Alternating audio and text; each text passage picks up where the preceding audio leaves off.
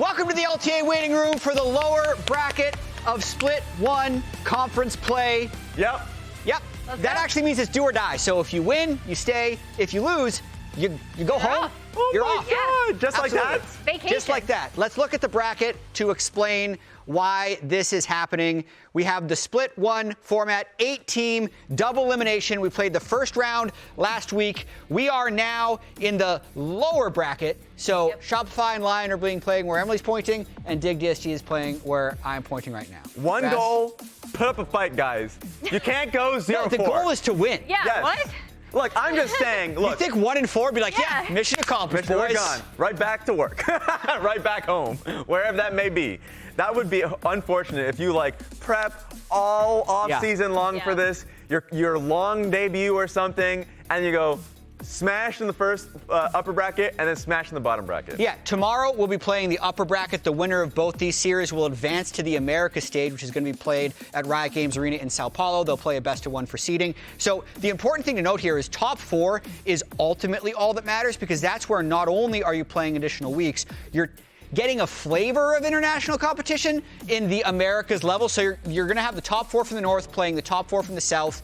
And just, I'd say, the process of getting on a plane, traveling to a different country, then gearing up to play is a unique experience that can prepare them more for the end of the year and just make them a better team. So really important they got top 4 so they can play in this. For the Brazilian fans, too, that's going to be the exciting factor. Look, we love sports. Though you're more of a hockey fan, we love basketball. Just like the home and away I'm not a fan system. of my hockey team right now. Fair enough. I hate my basketball team. It happens, all right? It is what it is. Solidarity. Boom. But at the end of the day, just being in the away environment and the pressure and stress coming at you while you're flying, there's so many stressors there. That's what I'm excited for Americas. Absolutely. And since it's the lower bracket today and teams that are in the lower bracket had a rough week 1, we asked fans on the LTA North Discord to give us some takes on the teams competing today, and apparently we're going to judge if they're on copium or hopium. We have not seen these takes. Graphic. So we also didn't choose the takes. We didn't. So we'll have polls going in Twitch chat. You can let us know if we are right or wrong, if it's hopium or copium. First take is going to be if it's a bad take, we'll let you know. Franklin, and let's see the take. If it's a bad take, we will let you know. Oh, this is long. Counterlogic Gaming lives on forever with Palafox and Contractz. Only real COG faithful would predict their team losing to a guy playing on 60 ping with teammates that speak 3 different languages. LYON 2-0. Oh, I see. Oh, my God. I see. 6 COG reacts. I mean, the COG fandom is always out there. I don't know if this is hopium or copium. This is the perfect, I'm putting out the shield of disappointment before you can disappoint me, if that makes sense, right? I feel very familiar with this, right? You're okay, we're really bad. I'm setting my own internal expectations. Which sounds like hopium. Yeah, to me. Actually, it's you think it's cope? No, it's hopium. Yeah. So you just do this You're for both both. breathing in, to be honest. Oh, You're breathing in something, all right? They're just going to be different flavors, and this one is pure hope. Also, they're definitely just speaking in English. 3 different languages is a bit much. It's they're coming from 3 different experiences and all that. But honestly, Oddielan's English is incredible. So that's one thing. He's completely fine. Exactly. So it'll be fine. As for Saint, Hena, I don't know anything about Lyonz. Maybe not. Okay. Next one. We'll see. From Excelsior.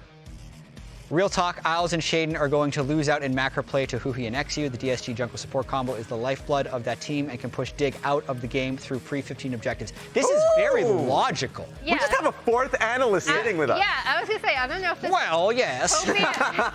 I don't know if this is hopium or copium. It's just kind of Analysis. a take. Yeah. Which is hope, I would say. Yeah. Yeah, because copium would be absolutely ridiculous things like Huhi and XU are, the equivalent of owner carrier. That would be copium. Yeah. This is just hopium. This is just hopium. I will say, Very measured, yeah. I think the prevailing opinion from the community is that DSG are worse than Dignitas.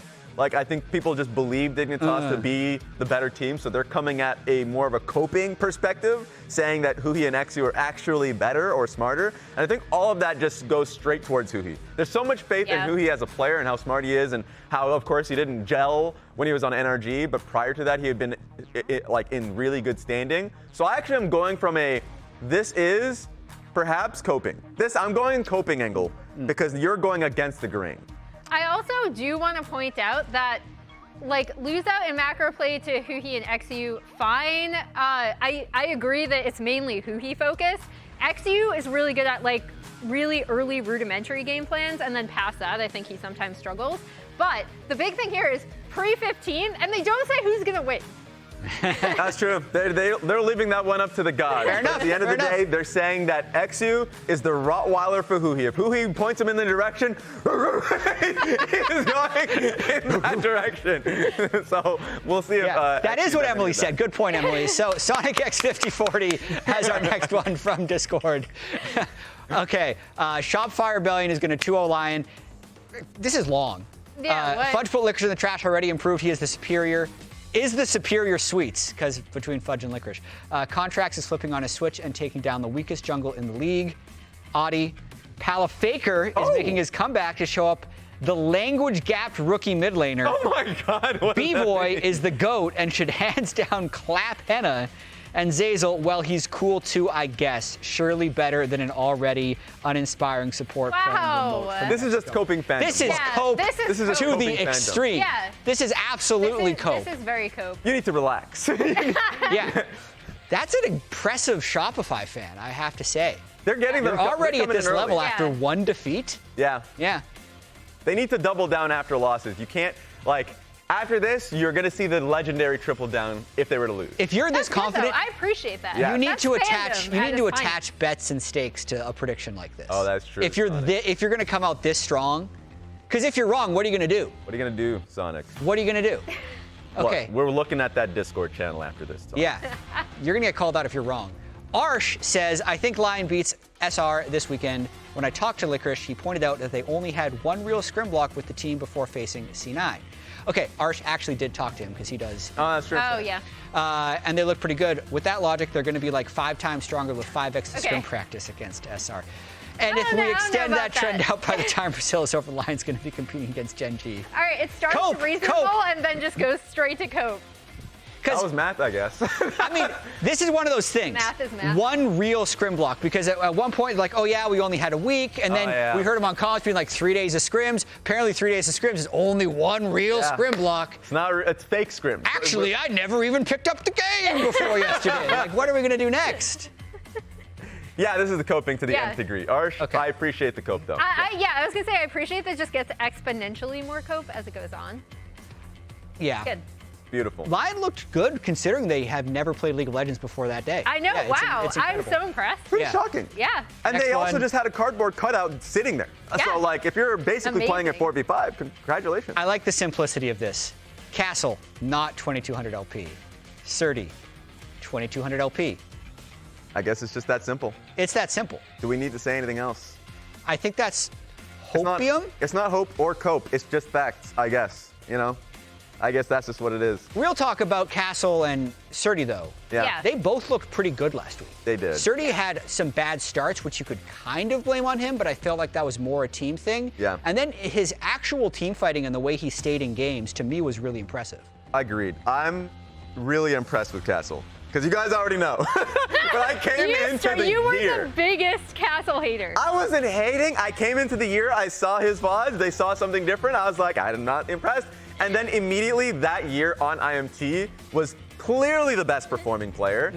And then there is something about a player that, especially top laners, that is able to perform while the rest of your map is not, that is just genuinely impressing to me. So this is gonna be it right here. Yeah. Okay, before we get to our last one from Sharpie, Raz or Emily, can you explain who Sharpie is?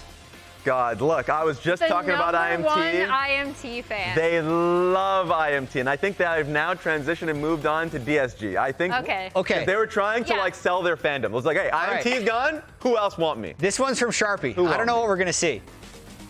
There it is. DSG. Let's talk DSG versus Dig. There it is. What's unique about the games this split? Draft. What was the astrological sign for League when it was released? Is that Scorpio. true? I have no idea. Really? He Okay, must have looked it up. Scorpio. How many letters are in the new boss Oddielan? And what's the 7th letter of the alphabet? G. Finally, what season are we in? Okay. Winter. Add it all up, taking the first letter of each one. DSG win. It's written. How much time did you spend on this? This is some amazing copium, first of all. Yeah, DSG. I love so it's DSG. We are in winter, so this flies as long as we're in LTA North. Yeah. But it's not winter split for LTA Found a flaw in South. his system. You But saw we're his in the flaw in north. his logic. We're in the north. We're in the LTA North. It's totally fine. We did It north. still works. Thank you, Sharpie. Thanks, you said everyone, you for your hated your submissions on the basketball LTA team. North Discord. Be sure to follow the LTA North Discord, and maybe your take will be next, for better or for worse. Thank you for the take. Although I don't think we necessarily flamed, except for the Sonic guy. Yeah. I think we flamed him. Yeah. Before we move on completely, we do have one more slide. This one's from Mark Z. And he says, LTA update, we just passed a temporary policy for Split 1 to allow LTA teams to stream scrims during the split. Fans in some teams have been asking, and we're excited to clear the way to make this happen. Copium. Now it's up Mark to the C. team. Oh, yeah, we are rating it. still Okay. have it up. Raz, is it copium or hopium? Is it copium that like now you're like, okay, players and teams are not going to agree to this anyway? Yeah, I'll come in from the copium angle just because like there's only really one or two teams that's like looking to make this a thing, and I think it's basically trying to assuage or ease the feeling from the community of like, A, players don't stream that much or at all during the regular season. During the season itself, during off season, oh, we're streaming every day. But during the season itself, we're not seeing much streaming or content like we did in the past. Like that's something where I feel like the feeling is there. When we start seeing scrims, it's gonna be great early, but then after a while, I think it's not gonna work out. I find this interesting because the way Bvoy was presenting it was that we want to do this to make everyone better. Yeah. I don't know if it's necessarily going to do that. It's not like there's a lacking of high quality League of Legends to watch. Yeah. You can go watch any professional league whenever they play on stage. I do wonder though if it could actually be used as just like a soft stage day. Like you're not going to be streaming every scrim, but it's going to be a pressure spike or surge because people are now watching and you're going to be judged on your actions more. So in a, Machiavellian sense, it's to make FlyQuest better because they're just trying to get more stage games, if that makes sense, and more practice. So they're throwing the gauntlet out, and I think they're obviously going to get a couple. Yeah. I like how you put that just because if there's a mixture of the two, it does make those days where you'd be streaming it a lot better. The weird thing for me is that the goal of scrims is not always to win, right? Or like the ultimate goal, right? So like when you do put that in front of a community, it's suddenly content and suddenly people are judging you even more harshly on what happens in those like mini stage games. So I actually like the way you put it because I think with a mixture of unstreamed scrims, it could end up being a really cool environment, especially for, again, we just talked about how it's win or go home today, right? Yeah. Like for some of these teams, actually streaming a scrim against a really good team like FlyQuest could be beneficial. At the end of the day, like we already see the success in like the fandom around like Lost Tones or the Ruddy guys when they're streaming their scrims. Optic and COD. Exactly. I don't watch COD, but I will take your word for it. Or just like back in the day when CLG in like 2015, 2014, around that timing, would do that themselves. And like in that period, I loved it because those guys were already streaming regularly. Yeah. And that was just like Already knew them. Exactly. Yeah. So that was They already had like additional really content. big personalities. So like, I think that feeling is very apt. I think it's more so people wanting to have players connect with their community more. Yeah, that's fair. Whipple had a lot of viewers on a stream last week after the LTA ended, so we'll see if that continues. We're going to pull up the schedule, though, once again for today. And it's a really good news for actually LYON, SR, DSG, and Dig, because if they lose, they can then stream their scrims. You know what I mean? Yeah. Because they won't be having stage games for quite some time, but That's they're what going I to be able was to saying. I was stream like, their it could be super if they end up beneficial getting for eliminated. them, right? So, okay, LYON versus SR, DSG versus Dig. We're going to talk about Dig quickly right now because we have the time. Let's do it. XU versus Dig. Beautiful. Cinema. It's a grudge match. Why is it a grudge match? Oh, because, specifically as you can see, when XU came in and he was playing with Dignitas, he actually looked incredibly good in his debut split in the LCS at that time, but then they let him go for one split. They only gave him one split. He was doing well. The community was like, why the hell is this happening? And they gave him that notice what seemed like late.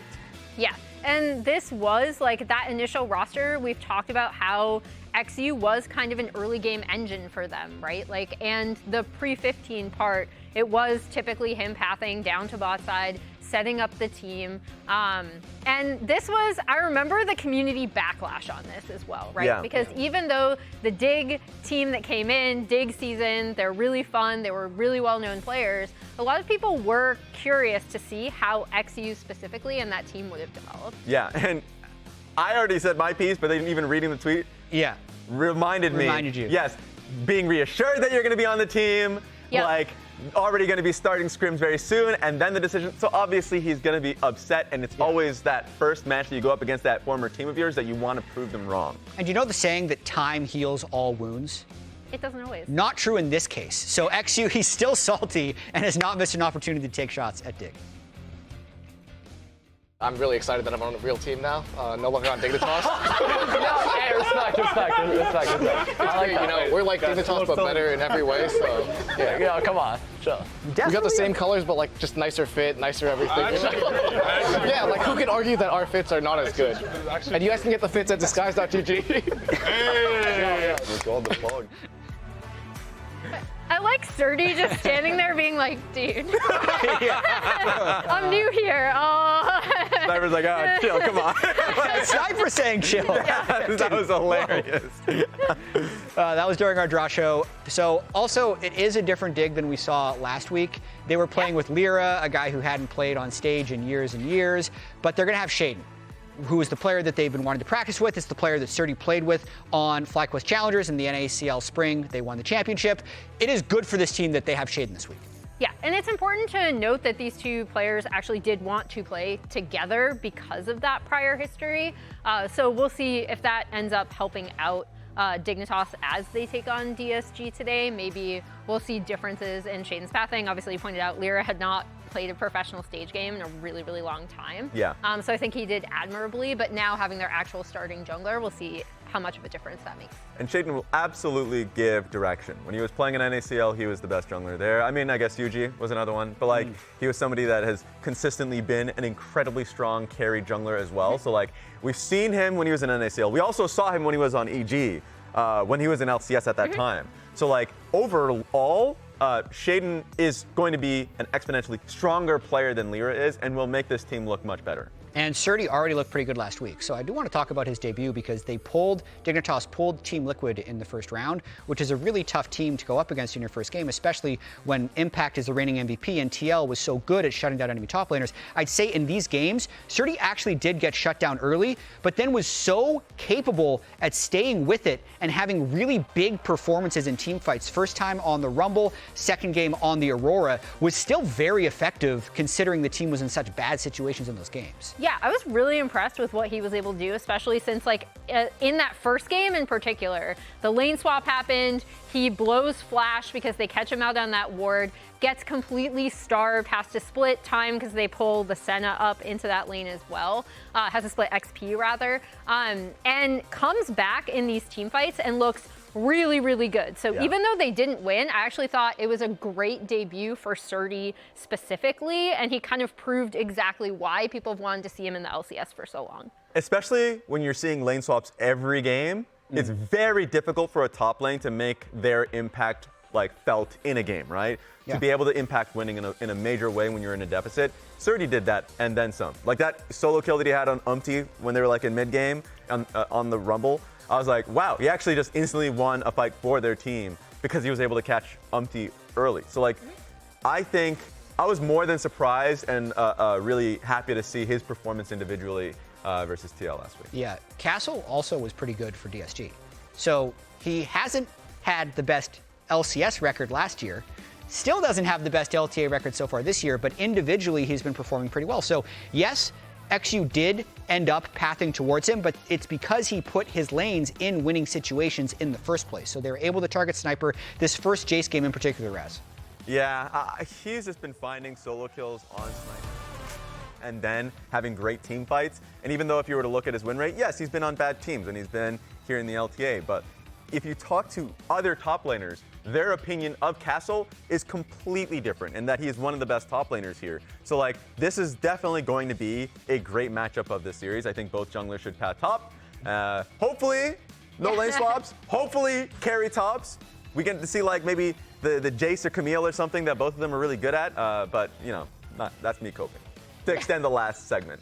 But there's a good chance they probably swap. True. But either way, Yeah. it is still, at least for Surdy, the impressive thing to me about Surdy is even though a lot of the ways that he became known, I talked to him about this on Pros, getting 2,200 LP in solo queue, is through just really smashing your lane and trying to snowball yourself really hard. But then when he's playing on stage, he's actually put behind and still finds windows to get back into the game in a pro environment is the thing that impresses me the most from his week 1 of play. But that matchup will take place later in the day. Coming up soon, in 9 minutes, is LYON versus Shopify Rebellion. And there is a difference here in how these two teams came into the year. Rex. Yeah, because both teams had drastic changes within their lineup. It was Shopify as a team that had this long, like, Korean boot camp, went through Christmas, all these things. It was like, we're going to be ready for day one. LYON, on the other hand, Hena just got here on Tuesday. Saint got here on Thursday night. So we just showed up like, oh, snap. We have to scrim and learn as fast as we can. The juxtaposition is crazy between both of these teams. Yeah, and I think another thing you have to add to this Licorice point is they're still playing with their support, not here as well. And I think, obviously, shout out to NA Men for that interview. I think there is a discrepancy also in their opponents. I also think that FlyQuest is by far and away the best team that we saw. Right. And not that C9 is a slouch at all, but they themselves are still coming together. So I'm curious to see how much, because they did have so much more practice time and prep time, how much better Shopify could potentially look this week. And also LYON with now a full week together to actually practice. How much do you think a week of scrims will change the look of this team, in my opinion, for you guys? I'll start with you, Jatt. I mean, it will depend. I will say, having been on the scrim side a little bit, 3 days can make a massive difference. Yeah. You can get 0-5'd by a team and then look amazing 3 days later. Sometimes getting smashed in scrims is the very best thing that can happen to you. But if it's a question of can you go from a bottom team to a world championship because of week of scrims? Absolutely not. It's kind of about the types of mistakes you were making on stage, and are those scrim related? Yeah. And I'd actually say for LYON, a little bit. It's just a little bit of being on the same page with what you actually want to do in game. So I'd say they should have a pretty big improvement from having another week of scrims. Would be that makes my sense. Assessment. Meanwhile, I don't know how successful that scrim period or bootcamp period was for Shopify Rebellions. But it has to feel demoralizing to put in that much effort, time, all these things, get slapped by FlyQuest instantly. Well, first of all, drawing FlyQuest, but then getting slapped by FlyQuest, and then now basically having one series away of just going back on break. That is pressure. So both these teams feeling it differently, but I'm genuinely curious how LYON has been looking recently. Yeah, I mean, I want to talk about Shopify Rebellion a little bit as well, because I'd say Palafox had some decent performances last week. Honestly, both mid laners probably had pretty good performances, but let's talk about specifically Palafox versus Saint here. Yeah, and I think the big thing for Palafox, it wasn't necessarily in lane, but I thought his team fighting looked a lot better. Saint was one of the big bright spots on LYON, I thought. In particular, look at that kill participation, almost 86%. So when LYON were doing things, Saint was right there in the middle of it. He really, really impressed me just individually. And in a match where, the team itself didn't always look super coordinated, that individual performance stood out a lot more. Yeah, and for Palafox individually, I was happy with his performance because I felt like he was really active on the map. He was willing to sacrifice CS. There was one instance in the game where he was able to, dives weren't really working out in game one for Contractz, so he was really finding it difficult to make them impactful. He was willing to sack wave, go top, get the dive off. He was very successful in that. The team fights later on was looking good for him. Then he started to get caught out more, but that was just a lot of pressure of FlyQuest really ramping up. So I think this is when both these players will really get to showcase all of the work that they put in and have a much more successful time. With Saint, there's definitely a lot of hype because people really wanted to see how he's able to do, and they saw glimpses of that in the prior series. With Palafox, it may have been quiet because FlyQuest had such a dominant performance. Yeah. So for me, I'm more interested in how Palafox will perform today. Yeah, and for me, I'd also say Hena from LYON had a pretty good performance against C9 in the loss. All of these things are going to be couched like in the loss because every single team in the lower bracket got 2-0'd last week. But I'd say he was able to position pretty well in these team fights, put out a lot of damage, and make it seem like this game was somewhat winnable until some bad engages. Yeah, and I think that's the big thing for, again, both of these teams, but in particular LYON. It's like we did see some good individual performances, but it was the coordination of the team as a whole. I actually really loved the LYON drafts that they put together too, just because if you have a team where you're like, okay, you know, one of us isn't even here still. Yeah. We haven't had a lot of scrims. Let's pick some stuff where if we all press our buttons, it works, right? So you see them going for stuff like the Nocturne Orianna. You see them going for like a Vi Ahri combination. I thought these were really smart. On the flip side of that, the coordination for a lot of these things really wasn't there, especially in that game 2 that you just talked about, Jatt, with some of these engages going really awry and them not being able to sync everything. Yeah, exactly. So you see the Nocturne Orianna happening on the top side of that team fight. The Nocturne Orianna itself was really good. However, the rest of the team was 2,000 units away. You need to have the team engage with the Nocturne Orianna. Here's another example. Audie goes in way past the rest of his team, and the follow-up just isn't there. So sometimes this is just getting a little too hyped on stage. Sometimes it is a communication thing, and sometimes it's just bad play. It's hard to say. Exactly, because we already talked about and sung the praises of the carries and how they looked in those moments. For me, the pressure is going to be on Oddielan and Lyonz in particular, because you know, even one of the play that we didn't show was game 1. It was like the 3v3 that happened bot side versus C9, and it turned away from them. There were so many moments where I was like, oh, if Lyonz like maybe flashed over the wall or had played this one a little bit differently, it would look good. But like, it just needs to be the structure of those fights that need to get better, because the carries, we've seen that. In fact, Licorice and Zambessa, even though in lane looked pretty poor versus the Renekton, the matchup looked tough, and Thanatos really pressured him. But in some of those fights, especially that one fight that LYON had in round Dragon, that looked really good. He looked fantastic in those fights. The pieces are there. It just needs to be the setup for those fights that you mentioned. And LYON is the most international team that we have in the LTA North. True. They are truly from all over. We've got Licorice from Canada. We've got Hena and Saint over from Korea. Oddielan. They are absolutely, Oddielan, Peru. LYONz, Argentina. Yeah. Man, we're 99% sure they're playing in English. 99% sure. But at the same time, there could be a little bit of a gap. There could be some accents. It could be a little bit more difficult for them to communicate. And sometimes communication is overly used as a crutch when you have bad plays like you had last week. But it's going to be a process for these guys to get on the same page. Especially if you're just not comfortable in your second or third language being English. That's, to me, the biggest part, because specifically for Saint and Hena, yes, their English is going to be rough. That's going to be hard to really get to them where it comes to feedback or in games, if it's like a split-second thing. But even though I've been saying that LYONz and Oddielan really fluent, it's like it's still not their primary language. So there's going to be miscommunication. That's going to be a point of issue that they have to deal with. So we think LYON is going to be better than last week. Yes. We think Shopify played the best team in the league in FlyQuest. What are the predictions, though? Ooh, I'm curious. Yeah, so for me, I still put everyone.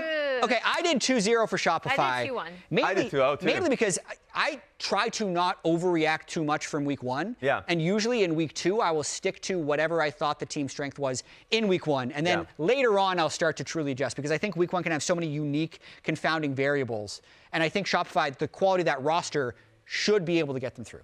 I thought they had the right ideas. I thought they were like, or at least they were on the same page. Yeah, I was going to say, I don't know about that topside dive was a good idea. Wording. Emily, real quick. Yeah, I don't think either of these teams are clean, which is why I said 2-1. But I do think the caliber of Shopify's play, even in a pretty rough loss, was better than LYON. Yeah. Awesome stuff. For more insight on how it's been joining the LTA and what they've been up to the past week, Raz, you caught up with the coach. Well, I did. What's up, guys? I got Coach Keem, head coach of LYON Gaming. Now, question that I had for you is, it's been a busy offseason. A lot of trials and tribulations we've been hearing about, just like not being able to scrim and not having lines here. How's it been for you guys?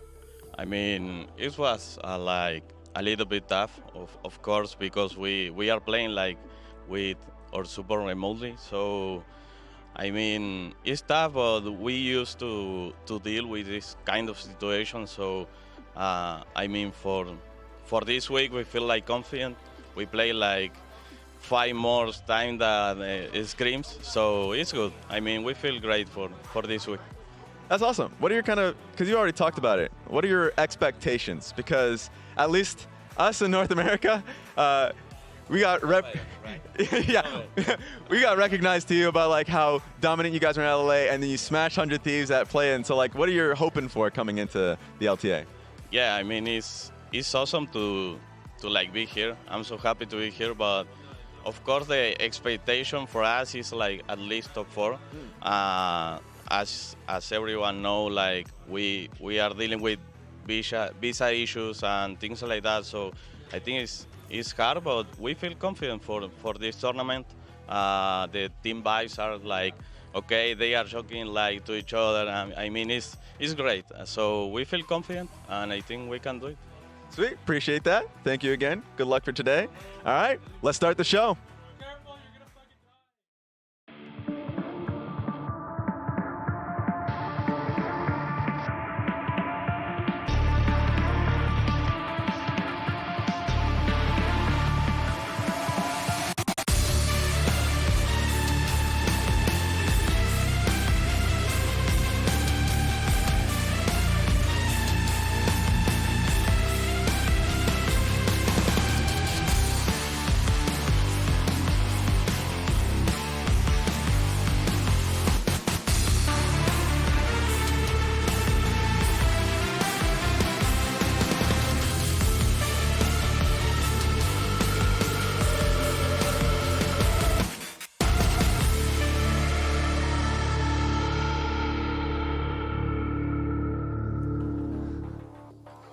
Ladies and gentlemen, welcome back to the LTA North. We're here on the LTA face-off stage as we're getting ready to see the face-off between LYON and Shopify. Week number 1, our best-of-3 fearless system. We only ever got to see game 2s. Nobody went the full distance, but now I'm hoping that that'll change this week because, Jatt, we are about to eliminate a couple teams from contention of attending the competition in Brazil in just a couple of weeks. Yep, it is win or go home today, and you do not want to have your split one end after only 2 stage days. Now, you win this, you win the next one, then you're really getting extended because that'll qualify you for the Americas level competition, which will be played in Sao Paulo. So yes, these teams are in a bad spot, but it's easily recoverable from, and we're deep into this draft already. All right, let's do it. Ladies and gentlemen, here we go. It is Poppy, Zyra, and Mbessa banned out by LYON.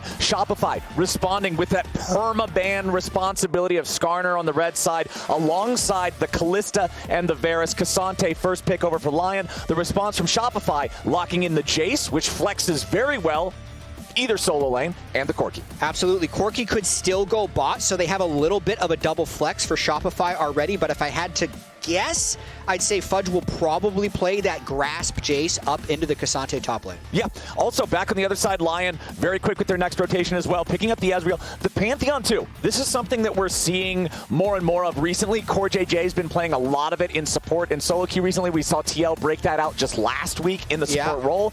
Earlier this morning in the LTA South, Brazil was also playing at top lane, did very well in that game with the Pantheon. So we'll see where this ends up going. A little bit of flex on both sides here as Sejuani is locked in for Shopify. And even more grassroots, Spica, the former rank 1 player, now rank 2 player in NA solo queue, abused Pantheon to get there. Pobelter in his Jungle to Challenger stream had Pantheon as his most played jungle, so it's a big-time flex pick here. He's very strong. He's been buffed enough now that his numbers are just frightening enough that Pantheon can force a lot of really, really good situations for himself. But let's take a look at these bans because it's getting AP heavy here in the second half of the draft. Lilia, Galio, Talia, all off the table. And I like the fact that they are still banning out the AP junglers because they want to make it difficult for Oddielan to have one of those picks. So they're probably predicting that Pantheon is support. And you can see that they're kind of agreeing with you on Lyon's side. They're saying we're betting that the Jayce is there for Fudge. We don't see that as the Palafox pick. We're banning the mid laners instead in terms of the Galio, in terms of the Azir. Both of those champions very effective. Galio particularly being able to join up in the side lane fights, the heroic entrance making a huge difference, but not this game, as it looks like the mid lane picks for Shopify going to look a lot like Viktor. They are so standard looking with their current champions. So this kind of confirms that the Corki is going to be bot lane. Palafox will be running Viktor back. That's what he played in one of the 2 games against C9 last week. I thought he looked pretty good on it, to be completely honest, and it gives him the confidence to blind pick it here. Maybe going up against an Aurora mid here from Saint. Yeah, it looks like the Aurora will be the play. What is the last pick of the draft, though, for LYON, as we will get the Vi locked in? So, looks like Saint's got the Aurora in mid, means Pantheon's going to be going bottom. Lyonz will be piloting that one in the support role next to the Ezreal. Between Ezreal Mystic Shots and Pantheon Spears, you can actually get a lot of long-range poke damage in those trades if you can hit your skill shots. You absolutely can. I do like the Braum last pick there from Shopify Rebellion, though, since LYON has so much engage with the Vi, Aurora, Cassante, Pantheon, everything flying in. It is one thing that I did like about LYON's team compositions last week is it felt like they were very proactive, so they always had the ability to make a play. They just weren't quite as coordinated to make that play.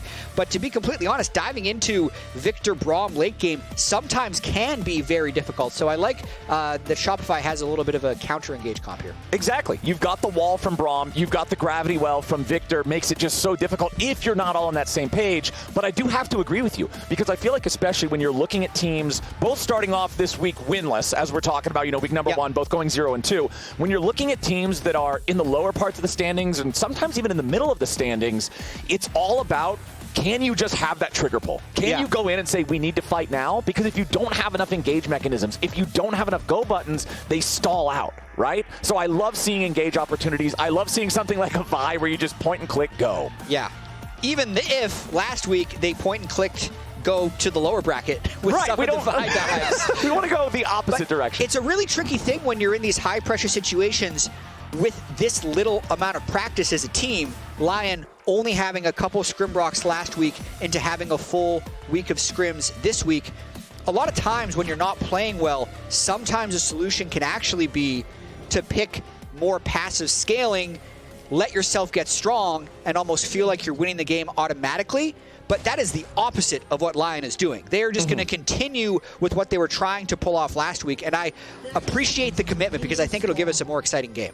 Okay, let's see what we end up getting here. Both of our top laners will be running Grasp this time around, so expect a lot of trading back and forth up there. Interesting to note that both supports and both AD carries have different summoner spells. Hena going with the Cleanse to make sure that he can get away from the high amount of CC available, especially later on in the game as Contractz pays more attention to him. Meanwhile, Lyonz running the Ignite on the Pantheon for the kill pressure. The other side, though, Bvoy opting for the barrier, and then Zeyzal having the exhaust for whichever one of these high-priority targets tries to get into the backline on their carries, whether it's Saint on the Aurora, whether it's Licorice going all out. Just the extra ability to defend against that, I think, also synergizes well with the point that you made about Braum and Viktor wanting to absorb you. Exhaust is a great spell to absorb engage. It really is, and Bvoy at a certain point won't have options other than to stand and take as much damage as possible, which is in situations where I actually really appreciate the barrier when you're thinking about Vi and Aurora potentially just diving straight onto him afterwards. And the fact that there aren't that many viable targets on this team, because this is going to be a Grasp Jayce, likely tank Jayce. That guy gets about 4,000 health at 25 minutes just from Grasp and the Winter's Approach. So it is really just Bvoy and Palafox. They need to make sure they have some defensive options in these later team fights. LYON hitting the charged up spear there on the Pantheon as Bvoy and Zeyzal both make their entry into the bottom lane. Back up top side, Licorice versus Fudge. These are two of the champions that we saw a lot of mentions about in Bwipo's top lane dossier that he released on Twitter, talking about his current priorities and things like that. So we'll see if this shakes out according to Bwipo's rules. The Book of Bwipo. Yeah, really just a big graphic. Yeah, it's just one giant image of all of Bwipo's musings there on the top lane. But Shopify versus LYON, again, just kind of going back to week number 1. It's been a long time since we've seen these teams play before last week, right? And so everybody kind of, it gets a little crazy with how short the split is, with only having like the one series, especially with both of these teams having pretty difficult opponents to play, right? You think about Shopify having to go up against FlyQuest, LYON having to go up against C9, which although that they faltered a little bit last year, they are still one of the historically strongest teams in the region. Now these teams going up against each other, this is the chance where if you're either one of these squads, you're looking at this match and saying, no, we should win these. Yeah, they absolutely are. And it's tricky when you're trying to make the analysis of how strong these teams are from a single data point, because Shopify got slammed, but is FlyQuest the best team in the LCS? And then LYON looked better, and they played against Cloud9, who were not expecting to be that great, but could still be really good. So it's one of those things where you're doing a lot of circular logic, and ultimately just has to be settled with the two playing against each other today. When you're in week 2, you just have to infer a lot of information by default. It's just the nature of the game. But the information we can observe right now is that neither one of the junglers has gone for super early involvement in any of the lanes. Instead, both opting for the full 6-camp clear into the Scuttle Crab afterwards. And now let's see if we get Audie's just going to go ahead, use that vision plant might have an angle here. Palafox is completely out of mana, though. Yeah, Palafox 200 HP, 0 mana to work with. Saint just going to try to walk this one off as Contractz makes his approach. Oddielan coming to help his mid laner here, make sure that Contractz doesn't have the opportunity to force out a flash. And yeah, these two will just scrap a little bit back and forth. Doesn't really matter a whole lot. Both junglers covering for their mids, as Palafox does have the HP advantage, but still both of them with so little mana to work with. You can't really see a whole lot more happening here. Fudge getting the better of Licorice in these topside trades early on. Oddielan jumping in, forces the flash out of Palafox, trading his own. Interesting little attempt there. Would have been really great if he could have pulled it off. Both junglers had been jobless there with all their camps being down.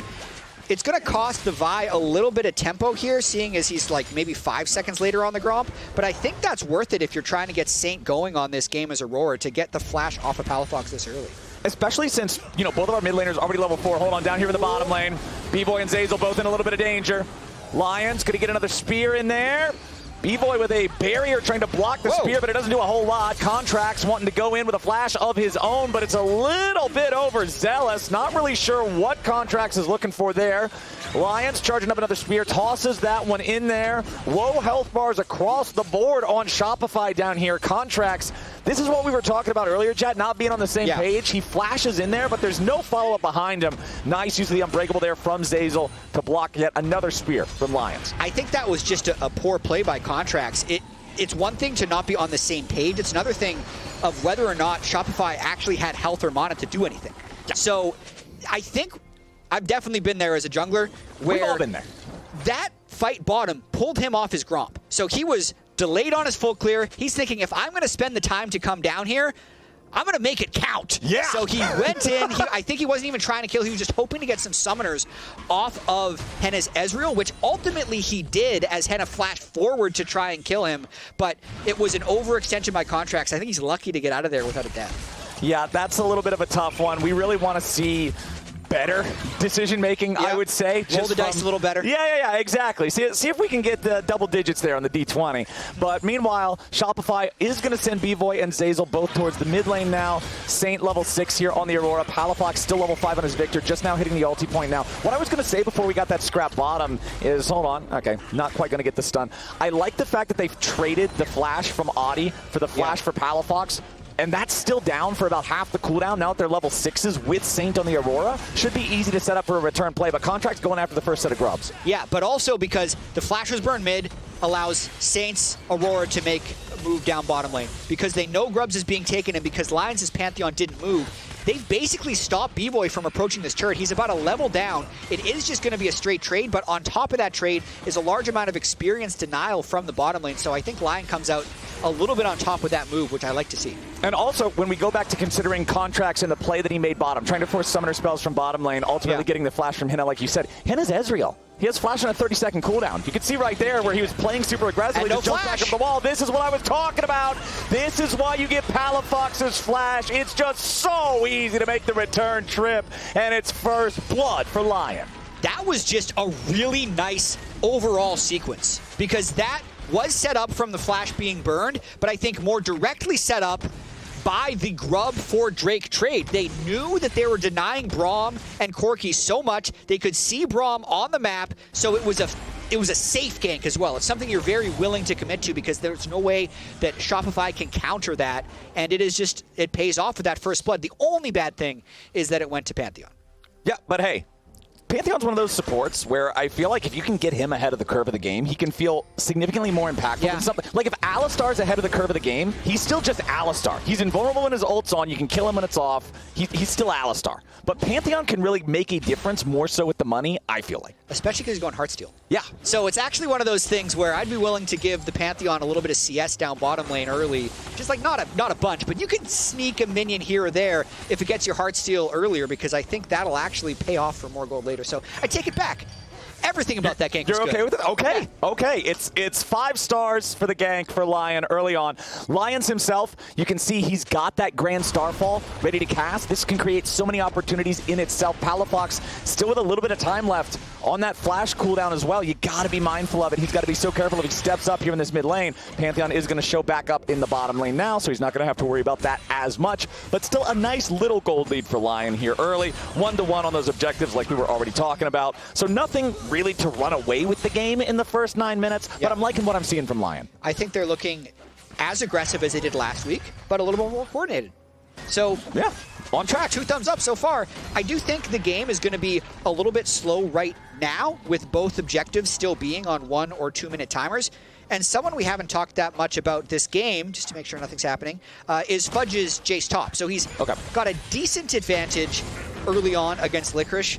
I will say that Licorice, even though he had some highlight plays on the Poppy in the late game, was down like 20 or 30 CS every game, maybe 40 CS at certain points to Thanatos. So it's not exactly a matchup where he can do amazingly, but I do think both these guys are going to want to bounce back in a big way after last week. Licorice going to go ahead purchase those plated steel caps, get that one completed. Very helpful just with the laning against Jayce that can be pretty excruciating without the defensive options. A little bit of a look last week for performances of Fudge and Licorice both. 30-14 was what we were thinking about there. Fudge didn't have it much better, actually more of a gold deficit than Licorice. I would imagine that's kills and plates that factor into that as well, since FlyQuest was lane swapping like crazy and Bvoy was able to absorb a lot of gold just through that. So it's not exactly like Fudge was laning last week, but it's more about being ahead of the general state of the game that he wants to be here. Especially with the lane swap stuff that we were talking about. Hold on. Let's see what this play turns into first, because Oddielan could be in some trouble. The Lyonz is going to show up. Is he too late? Oddie going in after the Corki. He'll lock up. Bvoy instead burst him down. A little bit more damage from Pantheon. Gets it done. Oddielan getting himself away at the same time. Palafox walks up, but the credits are already rolling. Shows over in the top lane, and Lyonz up 1-0 in the scrap. Oddielan really made that work. He was caught out a little bit early. It was a 2v3 for a lot of that fight. But then rather than trying to retreat, just going more in shows what type of page he's on with Lyonz. So Pantheon, I was watching the Pantheon through all that because he had full stacks from his passive, as Fudge is actually all in Licorice here. Whoa, Licorice deciding to go all in right back after Fudge. He has the third Intofo strike ready, but enough distance created from the Shopify top laner. Contractz trying to interfere as Lion goes after the second set of the grubs. Lion has critically secured 1 grub for themselves. It denies Shopify the opportunity to get another bit of progress towards the feet. It also denies them the full 6 in terms of the strength that you get from the grublings, and it looks like Lion is going to just take that as good enough. Yeah, nice sidestep at the end there by Hena to make himself not have to burn any summoner spells when he sidestepped the Braum Q. But to go back to that fight one more time, the patience that Lion showed. So he's full stacks on Pantheon. You think when the fight starts and he arrives that he would just start using some of his spells. Like his Vi is getting engaged on, but you can see they're so clearly saying, we're waiting for Bvoy. Ults through, flash to follow, completely ignoring Zeyzal and Contractz, knowing that the prize is Bvoy. Ends up getting the last hit tick with the Ignite, which we know that means an earlier Heartsteel, so not a problem that the support takes it. He's got the second giant spell right now. He's getting closer, and he might be caught in the river. Lyonz in some danger. However, that shield very effective at these types of situations. It buys him the time he needs to walk away with no real threat of death. Great game so far from the support Pantheon here. Closer and closer to that Heartsteel like you're talking about. The first Drake, remember, was claimed by the side of Lyonz. Second one live on the map right now, considering nothing is alive in the grub pit on the other side of the map. We could see a fight over this, but back down in the bottom lane, it's now Saint up versus Fudge as Contractz and Zeyzal going to go ahead start up this Drake. There is a ward, however, for from Lion in the pit that lets them know. And Lyonz would be able to ult in to disrupt this one, but they don't have everyone in position yet. You can see Shopify's pulled it out to be relatively safe. Contractz has flash if they go in, but they've set up a trap. Immediately they jump in with Audie and Saint together, and they just blast Fudge out of the bottom lane. Now Contractz needs to finish up this Drake and get out of the river. Oddielan working together again with Saint. The Aurora and Vi combo so deadly with the two ultis combined. The lockdown is so obnoxious to try to get away from, and they just make it way too easy to kill Fudge. Yeah, that was a nice trap they set up there in the bottom lane. And there was a lot of questions about how disoriented this team might be because they have players from so many different locations. But they absolutely feel like they have found the same page early on in this week. Yeah, I mean, you see all the flags across the players there at the bottom. Is that Canada, Peru, Korea, Argentina? Absolutely. It's nice job. Yeah, nice job. It's quite a lineup there, but they're making it work. They're actually playing very cohesively as a team in the first 13.5 minutes of this game. I'm really liking what I'm seeing. They're up over 1,000 gold. They're even on Dragons. Yes, they are behind in the grubs, but I feel like they've got good momentum. You've got Luden's Companion completed in the mid lane. You've got the items completed for jungle and top as well. They're in a really good spot, and I want to see them continue this aggro. I want to see them continue using this Vi especially to make the plays on their terms. They have to as well, because I would say that Shopify's team comp scales very well. So as much as we're singing the praises of the Vi and the Pantheon flying in and making things happen early, one of those things goes wrong, and late game Viktor ult just starts getting bigger and bigger, and you just lose the game. So yes, it is a good start. You can see they got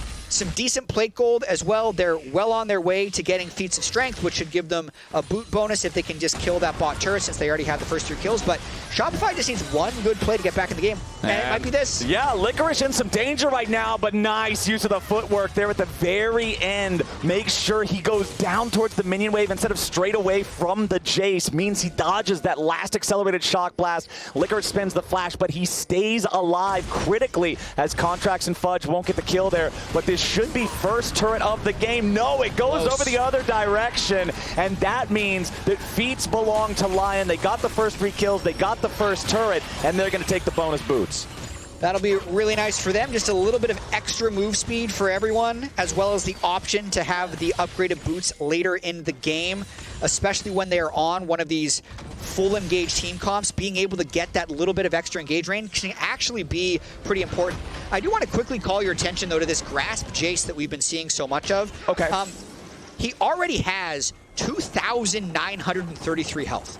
At so 15, much health. It's just so much health, and part of it is the runes. He can proc Grasp so much. He can send out the auto attack in range form, switch to melee, and get the melee version of the Grasp proc. He's done that a little bit. While it's in the air, yeah. Exactly. So he's only gained 86 health from the Grasp from his 26 uses so far. So a lot of those are going to be the ranged uses. You get 5 health for a melee use, 3 health for a ranged use. But then you also, because you're in that tree, he's gained 165 health from Overgrowth, and it's just going to keep adding up throughout the game, where he'll be at like 4 or 5k health by the end of the game. It's so difficult to deal with because the base values in the champion are also very high, but now Contractz needs to be careful. He and Zeyzal exiting stage right while Palafox is in danger. Oddielan starting it off here with the ulti onto the Viktor, but not a whole ton of damage here just yet. Ezreal ulti flies through from the other side of the map, and Palafox is already down. Saint's the one doing the shooting as Fudge tries to back up his team, but a grand Starfall brings Lyonz into the mix and brings Zeyzal straight down into the ground. Double kill for Saint. 5-0 Lion, and it's Rift Herald the reward. And that's exactly the type of play they want to be able to make. The one spot where Shopify moves beyond the halfway point in the map, and they're immediately punished. I really am impressed with Lyonz this game. I mean, this guy isn't even with the team. Like, he's playing remote. So he's playing with some latency. He doesn't have the luxury of being immediately next to them, and he's the one leading the way with a lot of these plays. So the way this started was Audie really just jumping onto Palafox, but then the continuation of this play just speaks to how much they are on the same page. Watch Lyonz Pantheon, as the fight is pretty much just started, decides to ult all the way over the top. Zeyzal is still thinking that they might be able to fight that after Fudge teleports in, and they're very easily able to get the next kill. And Lyonz on the Pantheon too, he recognizes the way that the fight is breaking, because they've already split up into the top lane and then running into the brush, he can make that ulti because all you do is aim your shield right and any counterattack is not going to work. You'll never int. It's int proof. Very few things in League are int proof. That was int proof. I've done it a few times. Anyway, this is Oddielan's timeline, and you can see what a champion he actually was in the LLA. This is why some of the expectations for him were so high and why he had such a disappointing week one, kind of going in way ahead of his team. But so far, he's the one that is getting followed by his team. Level 12 already, same level as his solo laners. Yeah. 100% kill participation, and now they're looking to make a play around this next Drake. I mean, we always throughout the history of League of Legends often talk about mid-jungle synergy, how these two roles have to work together, how that facilitates so much of what happens on the map. And both Saint and Oddielan have 100% KP in this game that only has 5 kills. In this game that all of those kills belong to LYON, 2 of those on the enemy mid laner. And it's not like they're just focusing the same guy over and over and over again. Almost everybody on Shopify has at least 1 death. The only person who hasn't fell down yet is Contractz. But Contractz on the Sejuani hasn't really been able to make anything happen for his team besides, what, 1 flash for Licorice up there in the top lane? Meanwhile, back in mid now, Audie could be in some trouble, down to half HP, having to fall back. Sejuani ulti only hits Saint, and he's not really too sad about it. Contractz now down to 1/3 HP as the Herald claims the tier 1 turret back in the mid lane. They do zap it with Palafox's laser before we can charge the second time. But again, Shopify not finding enough. And now their engage is pretty much gone for this next Drake if LYON want to turn for it. That was the Sejuani and the Braum ult and the Sejuani flash burned there. So LYON is pretty unafraid of any collapse here from Shopify, and they can take this Drake uncontested. All right, nothing to it. Shopify's like, well, we tried. You know, we went in for the defense on the tier 1.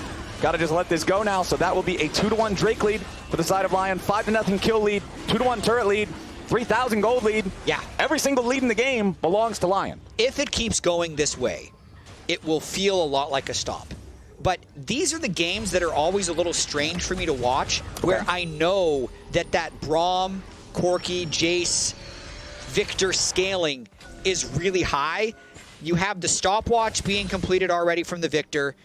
The Jayce is now at 3,400 health. Bvoy is going to be relatively tanky as well with the Trinity Force build on Corki, as well as having that barrier.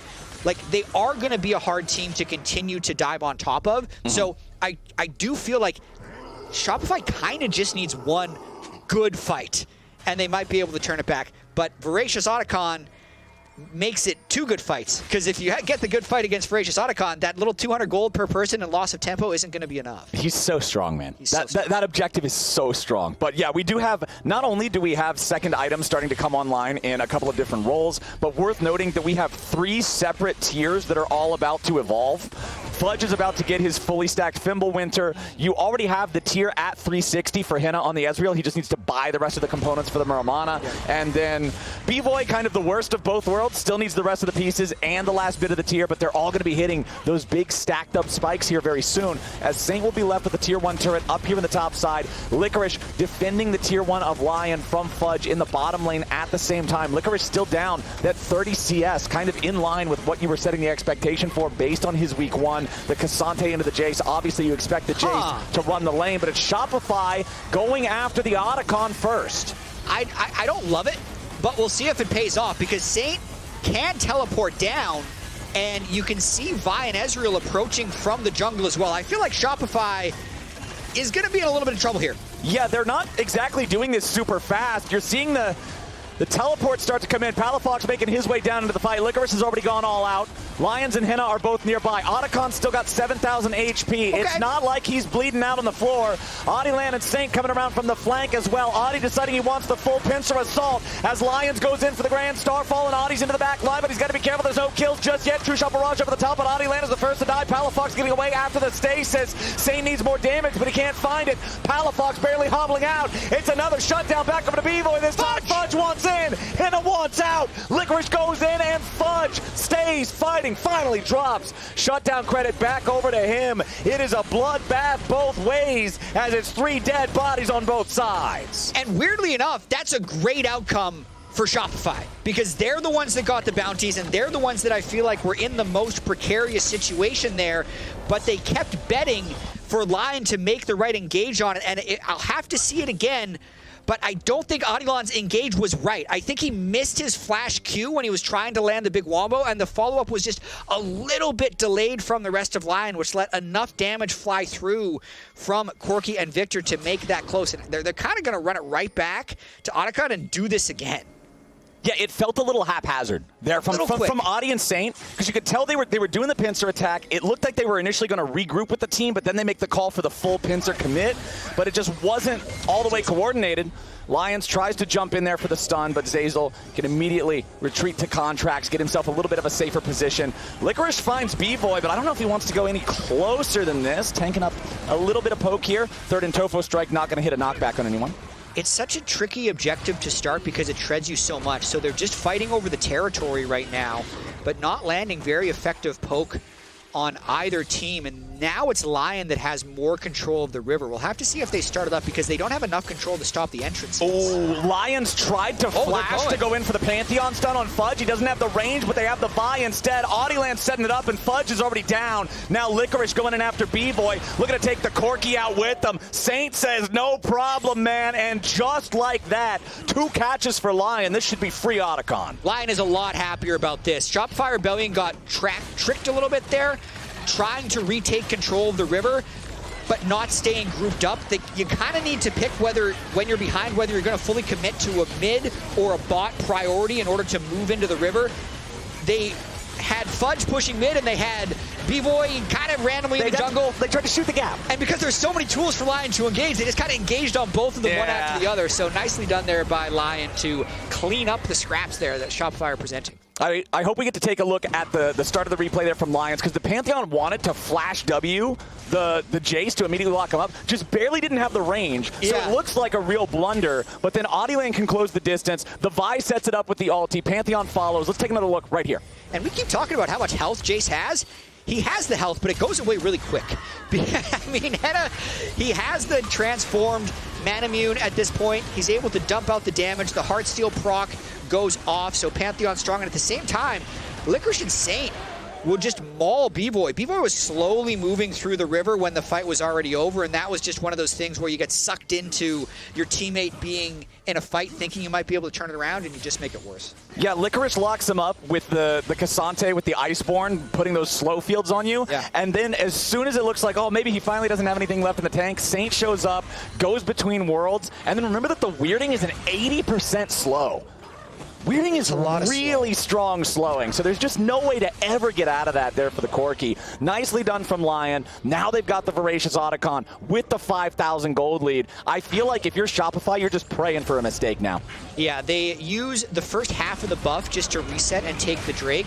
This isn't a great use of Voracious Otacon as of yet. A lot of times, I like to see the players who will teleport play extra aggressive because they can keep the tempo, so that's going to be Saint and Licorice, who both have teleport up right now. They got to just dive and make a play here. And it looks like that's the call. Lyonz goes in after Palafox, but Palafox has the completed Zhonya's Hourglass, ready for a second stasis. It's a full send coming out from LYON as Palafox continues to be the target, but he continues to stay alive. Lyonz himself barely holding on as Palafox finally going to get dropped by Licorice, but it's 2 false lives sent back to the spawn platform. Shopify holds on for now as LYON continue trying to press the advantage. But honestly, haven't gotten that much directly. That's 2 withdraws, which is 400 gold. They get 1 kill, which after you share the assist is about 450, so that's pretty even on both sides. What I'd want to see after they burn those health and cooldowns and death timers for Palafox is to immediately go for Baron, but they're a little bit slow. Everyone took a full reset. Saint went and pushed the bot wave, and now they're going to move towards Baron, so I think this is one of the least effective Voracious Otacons we've seen. Well, if you're Shopify, you're kind of wiping the sweat off your forehead a little bit with that information. You're happy that they weren't able to force any more than they did, because let's be honest, it's a tough task for Shopify at this point in the game. You can even tell by the Drakes, it's soul point for LYON. It's easy to lose track when there's an early soul point in the game because there's just so many neutral objectives now, with the Rift Herald being a little bit delayed, with the Otacon being there around when Baron used to be. But yeah, here in 3.5 minutes, what could be the soul for LYON will spawn if Shopify can't get more control over the neutral area of the map. And that's the biggest struggle right now for Shopify, is just finding a way to get vision, because they're torn between needing someone in lanes to clear waves and also needing to be grouped up when they're going to retake vision. So they're completely behind there. Zeyzal was trying to get vision, and people were clearing waves, so he's in a bit of trouble. He luckily had the flash, so he's able to flash over the wall and then retreat to the safety of a teammate. But Licorice and the rest of LYON are taking this as their green light to continue possessing the territory of their opponents,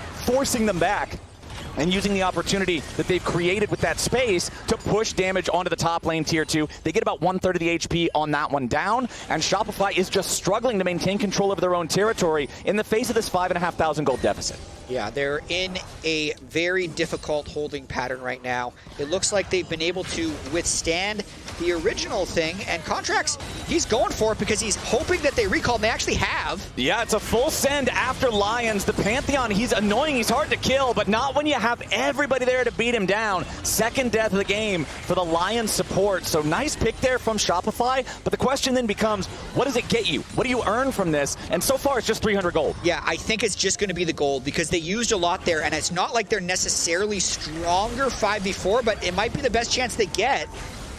Okay, Lyonz still just trying to keep their distance here. The problem is, we talked about how Braum and Viktor together, they are a great counter-engage team. They can absorb a lot of pressure, but when you're looking at Shopify's comp, how do they actually engage? Corki, Jayce, and Viktor can't do anything. Braum can only do it if the opponent stops looking at their monitor. The only person who can actively engage effectively is the Sejuani, and everything in the tank got spent for the pick on Pantheon. It absolutely did, and I think the priorities have shifted for LYON after that little bit of Baron posturing. I think they're going to be waiting the minute 30 seconds until Chemtech Drake spawns to try and get that soul. It's a less threatening objective, and it's also where they caught the last set of picks was just setting up around Oddielan bot lane. So it's a little safer, get the Drake, and again, if this game ends and LYON wins, it looks like a straightforward victory the whole time, but they have had to fight for every inch of this. I still think if Shopify could win this next fight and Palafox can actually get to 3 items, they could tilt to being a little bit stronger in fights, but what LYON has been able to do is just keep the tempo up so well, so there's never vision. Like, it's never an even straight up 5v5. It's almost always LYON getting the jump on someone, so it's not a straight up 5v5 team fight. That, I think, is why they've been so successful. Yeah, and I want to give LYON credit for that. I want to give them credit for playing so well with Audie and Saint constantly making these moves, for Lyonz being able to set things up with his Pantheon, knowing the right times and the right angles to take the ultis. I feel like LYON has had those, oh, okay, I see what you're about moments in this game, whereas we haven't had any of those from Shopify, right? One of the biggest things Shopify managed to get this game is a pick on a Pantheon that then doesn't turn into anything else. But it looks like now Licorice might find himself in a bit of a strange spot, but he goes in for the all-out as Zeyzal's taken low here at the very start. Between Worlds going to keep him locked up, and Palafox is already down. Oddielan ready to follow it up here as Bvoy stuck in the middle of 3 and already drop. Fudge trying to get away over the wall as Contractz tries to flash to safety. It's a triple kill for Aurora. It's a quadra kill for Saint. Contractz is the only thing standing between the LYONz mid laner and a Penta. He'll head back to base, tail between his legs, and LYON just slammed him. And that is going to be the fight that sends LYON into what is likely an insurmountable lead. It's a bit weird here, to be honest, that Shopify is going for a play this high up on the map when they are the team that is behind. I think they didn't want to play that slow bleed game of waiting for the next Chemdrake, so they just hoped that LYON didn't have the backup arriving. The backup arrives in perfect time. Saint, 3 full items on Aurora, lands the ult on everyone, gets all those Q pullbacks and 3-hit passives to clean up the rest of the fight, and that's likely going to give them a 1-0 in this series. See a little bit of nerves, a little bit of stress in the back lane. It's been a tense game. Yeah. Even if it's the tensest 15-4 game we've seen in the LTA so far. All right, well, hey, this Drake, that thing is dropping. That is Chem Soul for LYON. And I want to again go back to what you were talking about a little bit earlier, because we saw a bit of it in the replay. Fudge's health bar looks very scary until you see how much damage a single hit will do to it, because he has over 4,000 life in terms of just direct raw HP. All of his items give HP: Black Cleaver, Thimblewinter, Edge of Night, another raw belt. But in terms of resistances, Oh, they're just diving. There's just nothing there. Yeah, speaking of nothing there, ain't going to be much left of Bvoy either as the True Shot Barrage finishes the job. Beautiful shot from Hena to guarantee they get what they came for. Shopify scrambling to try to hold the line now as Hena is crashing the second wave into the turret down here in the bottom lane at the same time, so everybody's going to rotate over. This tier 3 is gone. The mid lane tier 3 will follow, and both inhibitors now under pressure at the exact same time. Lyonz could be in danger. The chain CC on him is enough to burst the Pantheon down even through all of his HP, but it's at the cost of 2 inhibitors in the base of Shopify Rebellion. It's been a rough game for Palafox in particular. Even though he wasn't the one who died in this fight, he's the one that enabled Lion to make such an aggressive dive. Palafox was trying to get a deep push on the top wave, thinking the team might be able to hold on a little bit, but when it's this much of a full dive comp with Aurora Vi, you just don't have the timing to do that. And you can think all the way back to the start of this game. He gets his flash burned a little bit early, they punish it immediately, and he's literally just never been able to get that next foot forward. He's always been playing like he's behind in tempo this entire time, and it's honestly been a really good game from Lion to punish that on repeat so far.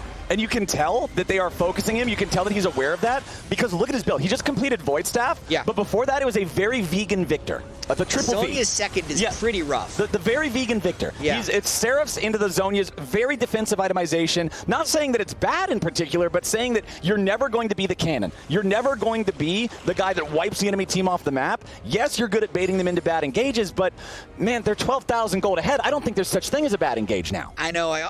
It's definitely a little bit of hindsight, and I'm not 100% up to speed on Viktor builds, but I would have loved to see something like a little bit like maybe Grasp or something, then he can build more offensive, but one more fight from Shopify, I think. Contractz going in on the front line here, but meanwhile, Licorice ready to cut off his escape, goes all out. Contractz is done. Oddielan very close to death's door, but he ain't quite knocking on it just yet. Palafox and Zeyzal, Bvoy all at about half HP trying to retreat. Zeyzal throws up the Unbreakable just to try to shield him from the True Shot Barrage. Lion don't need it. They force their opponents back into the fountain to try to heal, back to the Nexus turrets to try to hold them because they're the last line of defense. The third inhibitor now falls. Licorice is going to take a recall because he's got a teleport ready to rejoin the rest of his team. Fudge wants to go to the skies and stop him, but it's only going to hold off the inevitable. This map belongs to Lion. It really does. And you could see a lot of damage actually on to Audie's Vi there. If he didn't have the Sterix and the Chem Soul, he probably dies. So a little bit of fight still left in Shopify, but man, 13,000 gold, Chem Soul, Voracious Otacon already down. I'm pretty sure they're going to be ending it soon, and he's in. Okay, Audie's full sending it after Bvoy. They're ready for the follow-up here with a grand Starfall from Lyonz. True Shot Barrage from Hena gets it done one more time. Lion with a full 5-man press going in towards those Nexus turrets. First one's already halfway dead, and they'd love to send it the rest of the way there. Wave clear from Palafox, and Shopify is good enough to buy them a little bit more time, but Saint is escorting another wave with another super minion up through the bottom lane. Contractz goes for the ulti, but he does not hit. Between Worlds does, and Saint's ready to keep the pressure on. Zeyzal drops first. Contractz at 200 HP, barely clinging to life. One more projectile in the air, but it just barely misses. It does not matter. Licorice goes all out again as Fudge barely escapes, and the first Nexus turret falls. Licorice stays alive as Lion continues the assault. Shopify scrambling to try to defend. Another True Shot Barrage flies through, and Shopify's health bars just can't hold on any longer. 35 minutes in, 20-5 in kills. Lion takes game one. What a game by Lion, bouncing back from that rough 0-2 they had last week against Cloud9. The big criticism was that they weren't on the same page or that they weren't coordinated. And what do they do here in week 2? They just run it back, more engaged, but this time they were on the same page. Awesome stuff from them. And hey, a reminder, attention, this is a public service announcement. The LTA will be back in the main Riot Games arena next week at the usual time, but only on Sunday. We'll only have 2 series left to play next weekend, so Saturday is not going to have any games. Make sure you tune in next Sunday to see who the last 2 teams will be to punch their ticket to Brazil and who's going to have to wait for Split 2. We're heading to break before that second game, so don't go anywhere. My one prediction for the 2025 LTA season is that Shopify Rebellion will make the new international event. I think 100 Thieves gonna make amazing result. This is gonna be like our golden year, like the 1998 Bulls type of team, you know? Like, I'm not trying to sound corny, but yeah. DSG will go to one international event at least. I think we're going to surprise lots of people. C9 completely bombs. C9 won't make it to Worlds again. I think C9 will run the whole show, the whole year. I think at least one of the 3 teams that we sent to Worlds in 2024 is not going to be within the top 3. I think CRT is a bit overhyped. I think the North is going to be a lot stronger than South. I think the team from North Conference will win the playoffs. I think the North will probably lose to the South at one point for one of the international event spots. It's going to be pretty unpredictable. I think with the new format and with Fearless coming in, there's going to be a lot of new and exciting things. So I think it's just going to be unpredictable. The upcoming season is going to be the most chaotic it's ever been. The champion pools are going to be pretty much blown wide open. And also because there's going to be basically 2 different metas in each region, and then they're going to play against each other. So it's going to be real crazy. Just show up, see what happens.